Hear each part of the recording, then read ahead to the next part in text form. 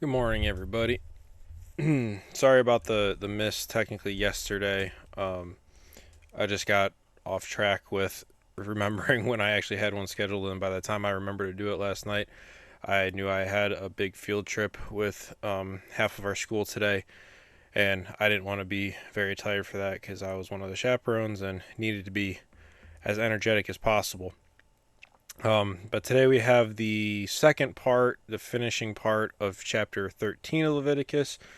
So we had the regulations of defiling skin diseases. Now today we have the regulations about defiling molds. So, yes, another interesting topic that you will love eating your breakfast to. Verse 47.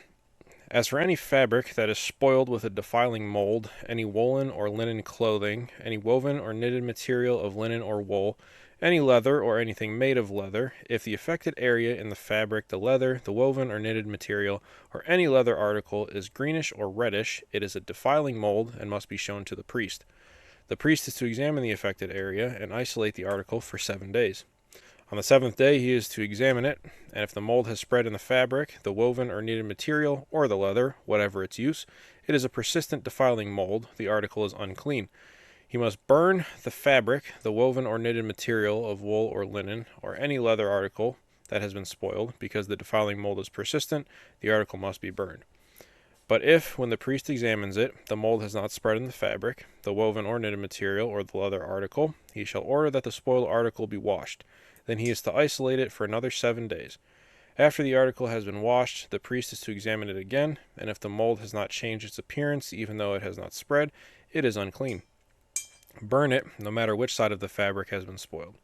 If, when the priest examines it, the mold has faded after the article has been washed, he is to tear the spoiled part out of the fabric, the leather, or the woven or knitted material. But if it reappears in the fabric, in the woven or knitted material, or in the leather article, it is a spreading mold. Whatever has the mold must be burned. Any fabric, woven, or knitted material, or any leather article that has been washed and is rid of the mold must be washed again. Then it will be clean. These are the regulations concerning defiling molds in woolen or linen clothing, woven or knitted material, or any leather article, for pronouncing them clean or unclean. So there you go. That's the regulations about defiling mold.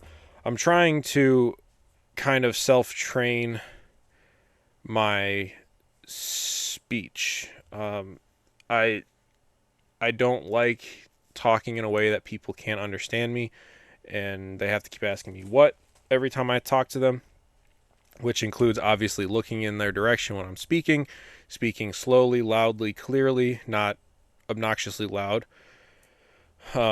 But I also have noticed that I tend to run my words together, especially when I want to get a sentence out quickly.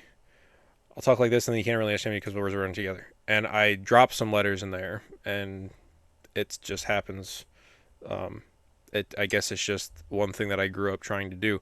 I've actually read before that people who talk fast to the point that you sometimes have a hard time understanding them, or that have sloppy handwriting, like those people apparently, and don't, I'm not trying to give myself a boost or anything, but apparently those people have on average a higher IQ because they have so much going in their mind that they just want to get as much of it out as possible before they forget everything they're trying to write or say.